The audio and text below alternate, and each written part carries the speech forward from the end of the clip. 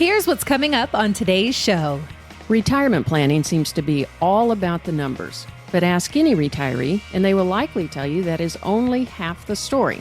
The other half of the story is having something to retire to. Today, Mark and I will talk about 7 habits for a happy retirement. It's easy to get lost on the way to retirement. Things like taxes, improper planning, and excessive market risk can all lead you astray from your goal of a successful and happy retirement. That's where Liz Whittaberry comes in. She's a holistic financial advisor and the founder of Best Path Advisors, and she can help guide you to a better financial path. This is Retire on Your Best Path with Liz Whittaberry. Welcome into this edition of the podcast. It's Retire on Your Best Path with Liz Whittaberry and myself here to talk about these happy habits, or I guess, I don't know if it's a happy habit, but they are certainly habits to have a happy retirement. So we're going to have a great conversation with Liz as usual. And of course, if you've got some questions, need some help, don't forget to reach out to her at bestpathadvisors.com. That's bestpathadvisors.com. And Liz, how are you this week? I am great. I'm doing awesome. How are you? I'm doing fantastic. Hey, before we get into this, I wanted to mention, I forgot to mention this last podcast, on the website and stuff, you now have webinars on demand, right? I do. Yeah. I do. I have a couple of pages, one for taxes and retirement and one for Social Security. Those are both very important topics. Yeah. And that's a great way for people to get some more content or to go through some things. And they can watch these whenever they basically want to because they're on demand, right? That is true. Yeah. Absolutely. Okay. So if you want to make it as easy as possible right. for people to get the information they're looking for when they need it. Yeah, exactly. So again, if you've got some things you want to start looking into a little bit more, just stop by the website, check these out. There's a lot of good stuff there. That is under the Good Stuff tab. There's a little drop down there, and it says webinars, there's videos, blog, all sorts of good stuff there. So go check that out at bestpathadvisors.com. All right, let's get into our topic this week, 7 habits. I want to say happy habits for some reason, Liz. I got it in my brain. I want to be happy, I guess.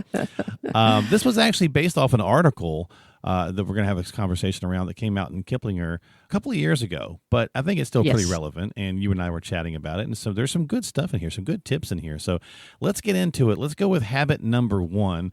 Happy retirees work at staying healthy.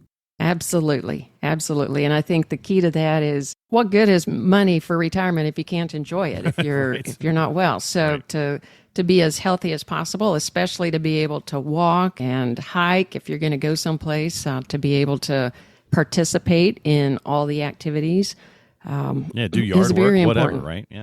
Yeah, absolutely. Whatever it is that you want to do in retirement. The article, I had some important notes from studies that show that if you have a healthy lifestyle, you exercise, you eat a healthy diet, that actually reduces your risk of certain health conditions in retirement. Oh, yeah. Yeah, for sure. My mom's 82 and she's in pretty good health overall, but her mobility is starting to suffer, and it can definitely tell the days when she's a little more down, when she can't move as much. It kind of affects the mental aspects of her day as well. She's a little more blah and stuff. So yeah, trying to stay moving as much as we can is certainly important. We've been telling her for years, hey, even if you don't do anything, she's in a senior apartment complex. It's like, even if it's too hot, she's like, it's too hot to go outside and walk around. It's like, well, fine, go down the hall. Right? Go back and forth down the hall a couple times, but just keep moving. Yeah, and these days with our watches that count our steps, we can really create some habits a little more easily around that. Set a number of steps a day. They say that 7,500 steps or more each day, that's what you really need for the physical and mental benefits. My great-grandmother, Grandma Baker, walked everywhere. She never even learned to drive. Oh, wow. And she walked absolutely everywhere. And my mom tells me that when she and my dad were dating, they would, be doing the typical driving around town. Sure. And they would see her walking and would stop and say, "You want us to give you a ride home?" And she never got a ride home. She always walked. Now, she might have been afraid of cars. I don't know. But she was very healthy, and she lived to be 99. Well, there you go. Right? Yeah. So clearly Grandma Baker knew what worked for her. And and everybody's a little different, right? So you want to make sure that Yeah. you're doing those correct things. But yeah, staying healthy. So that's certainly a good habit to get started with. Number one. Number two is fostering those strong social connections, because again, same concept, right? So okay, so if you're staying healthy and active, you got to keep the social engagement up, as well, so that we need people to talk to. We need people to commiserate with.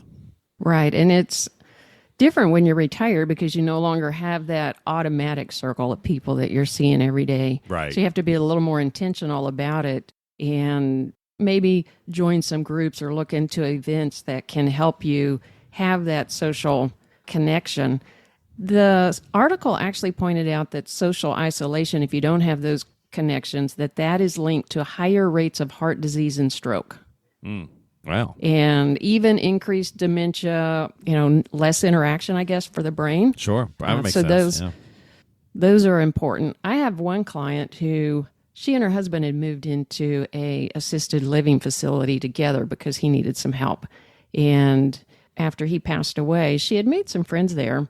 And she really thought about moving out, but then she decided to move over to the independent side. And now she is very active. In fact, her schedule revolves around the activities that she has in this independent living facility, whether it's the card games or the little social get-togethers, or everybody's taking the bus to go to some certain event. And if I need to talk to her, I've got to schedule it around the activities that are going on at the facility. So that's a great way for her to stay active and connected. Yeah, I mean, doing these different little things, whatever it might be, whether it's, if you don't live in a place like that, just staying up with whatever friends group you might have, or maybe you're volunteering at the dog shelter, let's say, or, whatever the case is, just kind of having some other people to, chat with and get together with. And it just helps with depression, obviously, and depression can lead to a lot of other, issues. So again, kind of keeping the body active, got to keep the mind active, which makes sense. All right. Yeah. Number 3, happy retirees find a clear sense of purpose. So what are we talking about here when we're talking about purpose? Something to do, correct? Something that gives that person real joy in their days and weeks and years. Something that they want to do that has some sort of meaning for them. And that could be work. For some people, it has been work, and they decide that they want to continue to work in retirement, at least some, because they want to. Not that they have to, but they want to get that meaning out of the work that they're doing. For others, it's volunteering and getting involved in some sort of volunteering for, like you've mentioned, pets, but volunteering within the community. Sure. And you can find a place to volunteer by going to volunteermatch.org, and that will list all kinds of volunteer opportunities within your community. Volunteermatch.org? Volunteermatch.org. And you can actually search by city and category. Oh, cool. So you can find something that is close to you that you're interested in. You may even be able to find some things that you can do online, virtually, to help some of the especially if you're organizations especially if you're having some mobility issues, right? That could still be a good way to get some activity going or some interaction. So that's good idea. But this is another area that I think you have to be intentional about. And when I think of the clients that I have, those that have something that they're doing that gives them a real sense of meaning and purpose are happier. And I can see it because they talk about what they're doing. There's a lot of joy in what they're doing, and they are happier. But you have to be intentional about figuring out what it is you want to do. And the article points out to dust off your curiosity genes. You may not have really had time to be curious since childhood, but think about it, find something that really interests you, and take some steps to see how you could get involved, and if that's something that adds to your retirement. Well, I mean, hobby time, right? So, I mean, many people, obviously, the cliche is, well, I'm retired, so I'm going to play golf, right? And maybe that does interest you, and if that does, great. Then that's one of the things that you're looking to do, right? And that's a great way for not only there's the physical activity, there's the camaraderie if you're playing with some friends. so that's fine. And there's a hobby, but maybe it's also something that you did when you were younger, to the article's point, or maybe you always wanted to, get into woodworking or whatever it might be. Right. So definitely just dust that off. Yeah. And I think it is a time you've got more time in retirement. It's a time that you can do more than one thing. It doesn't have to be just one thing. You can do many things that give you a lot of joy. Some people take up painting or writing. I think that I would like to do some of those things myself when I had more time. Yeah, I mean, during the COVID issues, my wife, she's definitely a type A workaholic kind of person. And all of her kind of things kind of closed up in that regard. And I was like, all right, you have got to, because I'm a musician, so I'm always playing music or doing whatever. And I was like, you have got to find some kind of outlet. And so she finally decided to get into some painting, and she loves it, right? So I can see now when we get to retirement age, that's probably something she'll continue to do because she does it, all the time now as well. So she really enjoys that. So yeah, it's never too late to kind of find something to get into. So, and it actually works really well with our habit number 4, Liz. Never too late. Well, it's never too late to stop learning. Right. Absolutely. And, exercising your mind is as important as exercising your body. You need to keep your brain active. And I had read a book many years ago. I forget the title, but it is about this group of nuns that never exhibited any Alzheimer's. And it stuck with me because one of the things that they did was take a class every week. They were required, no matter their age. They also were required to teach a class every week. And they were required to do a certain number of chores and a very structured environment, but they never exhibited any Alzheimer's or dementia. Wow. What they found is that they asked this group of nuns if they could do autopsies to see why they didn't have any Alzheimer's or dementia. Right. And they found that they did have the same percentage of Alzheimer's or dementia, but it wasn't able to manifest in the way that they were living because they were constantly developing these new connections within the brain, like constantly learning. Yeah, the neural pathways were constantly firing. Yeah. Yeah, and so that has always stuck with me, that the importance of continuing to learn, because it will allow the brain to maintain a good lifestyle without having some form of dementia or Alzheimer's, potentially overtake you. Yeah, I mean, crossword puzzles or Sudoku, remember that was all the rage for a while? That kind of stuff can really help. So, Absolutely. And I do have a client that I think of in this regard. They watch for the community college courses, and the community college here has adult learning courses, and they sign up for 3 or 4 every semester and different topics and challenge themselves. Some are related to history, some are related to, dancing or to getting out and about in the community, and have a lot of fun doing that. And so that's one way to get involved. And then again, they're probably making a lot of new friends as well. Yeah, exactly. Yeah, because you're just kind of out doing things, right? So you're the people in the class and whatnot. So so we're going through these different habits, and obviously some of this stuff might seem like fairly obvious, but again, there's little ways to kind of shine some light on some of this stuff and think, I should probably do a little bit more of that. And so that's the idea for the podcast this week. Habit number 5, Liz, is still with the brain, but it's around optimism, and it's really just like, it's tough, especially in today's environment, right? Socially and politically and everything that's going on in the world. It's tough to stay optimistic, but the article talks about the importance of that. Absolutely. And it talks about the fact that we can train ourselves to be optimistic. And we can also, the habit number 6 on mindful gratitude, we can train ourselves to be grateful. Yeah. If we focus on it. They didn't ask my brother to be part of this study, because I don't know that he has the optimism bone or gene or whatever at all. But anyway, go ahead. Well, the article says, if you will begin to just make yourself think of something each day in an optimistic way. Okay. And surround yourself with optimistic people. That can help as well, because they will rub off on you. But if you begin to each day try to think of something optimistic, reframing it, over time, your brain starts to do that more and more, because you begin to see the good that comes out of things. Yeah. Well, definitely a pro tip there is going to be turn off the news, right? Right.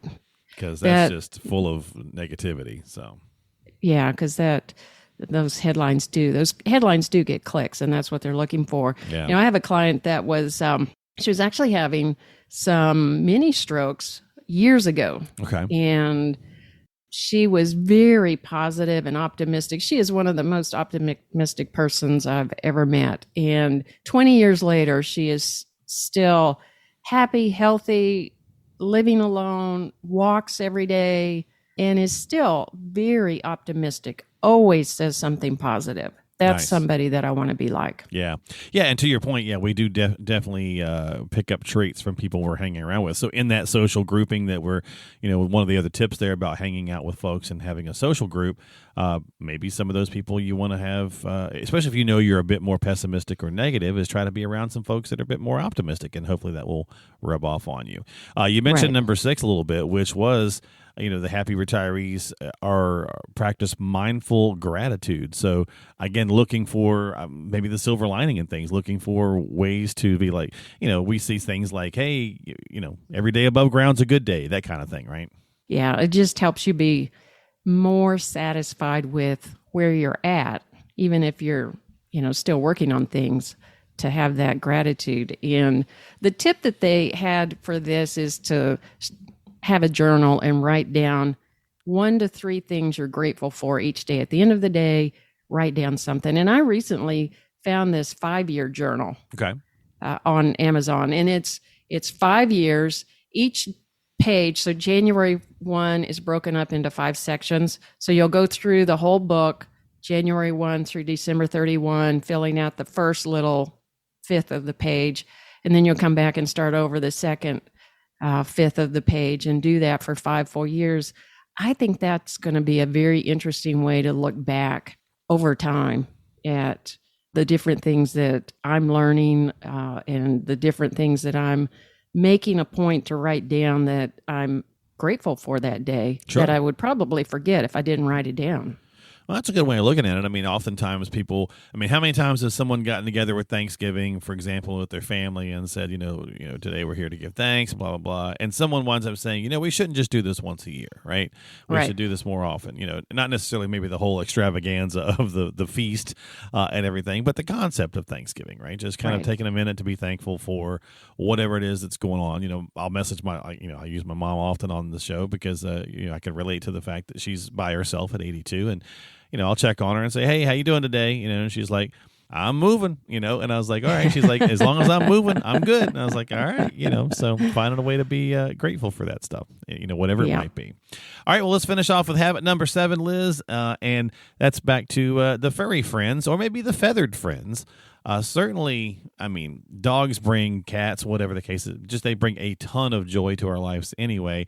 And for seniors, they can be, how many videos do we need to see of seniors, the dogs that go to hospitals, right? Things of that nature. They can just do a ton to put a smile on your face. Absolutely. And the study said that the older dog owners who walk their dogs at least once a day got 20% more physical activity than those that did not have dogs. Yes, got to take them out. And so there you've got, you've got that adding to the other habit. Right. Yeah, it's built building in. Another habit. There you go. Yeah, exactly. Yeah. And in fact, I have a couple clients that are very good friends. They have the same kind of dogs, and they walk them together.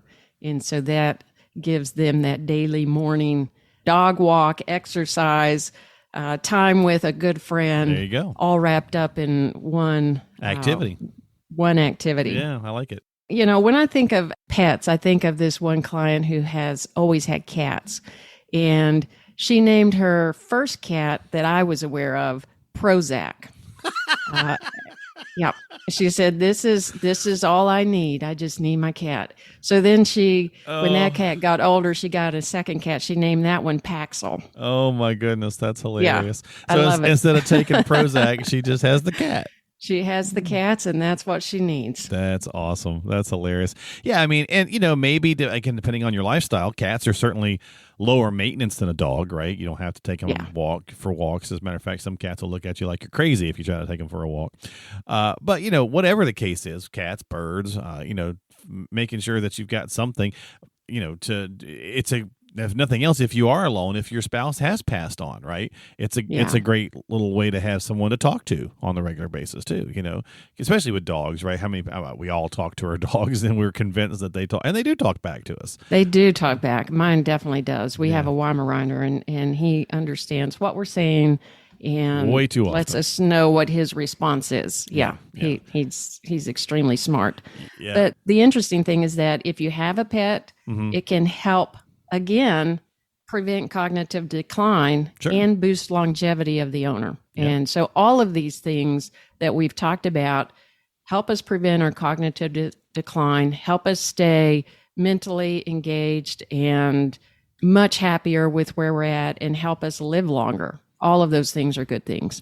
Yeah, and retirement's more than just the numbers, right? So that's one of the reasons we wanted to do the conversation this week. So much more. Yeah. So 7 habits to help you get yourself onto that good path, right? Which is some of the things we try to share here on the podcast. Yep, because we are here to help you be on your best path. Exactly. So do yourself a favor and reach out to Liz if you've got some technical questions and some X's and O's, but also there's a lot of other things that go into the retirement planning process, and having an advisor on your side can certainly help with that because they're seeing tons of other people in similar situations that you're in. So if you've got some questions, need some help, reach out to Liz. You can find her online at bestpathadvisors.com. That is bestpathadvisors.com. And don't forget to subscribe to the podcast on Apple, Google, Spotify, whatever platform you like using. That way you can just catch new episodes when they come out, or you can also check out past episodes. But it's all right there at her website.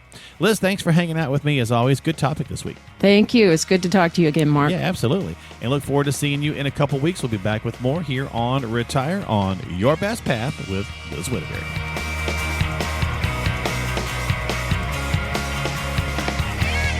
The preceding program is sponsored by Best Path Advisors, which is solely responsible for its content. Securities offered through J.W. Cole Financial, member FINRA SIPC. Investment advice offered through J.W. Cole Advisors. Best Path Advisors, J.W. Cole Financial, and J.W. Cole Advisors are unaffiliated entities. The opinions expressed by Liz Whitberry should not be construed as specific tax, legal, or investment advice, nor as an offer to buy or sell any securities mentioned herein. Neither J.W. Cole Financial nor its representatives provide legal, tax, or accounting advice. Persons who provide such advice do so in a capacity other than as a registered representative of J.W. Cole. Investing is subject to risks, including the loss of principal. Due to volatility within the markets mentioned, opinions are subject to change without notice. Information is based on sources believed to be reliable, however, their accuracy or completeness cannot be guaranteed.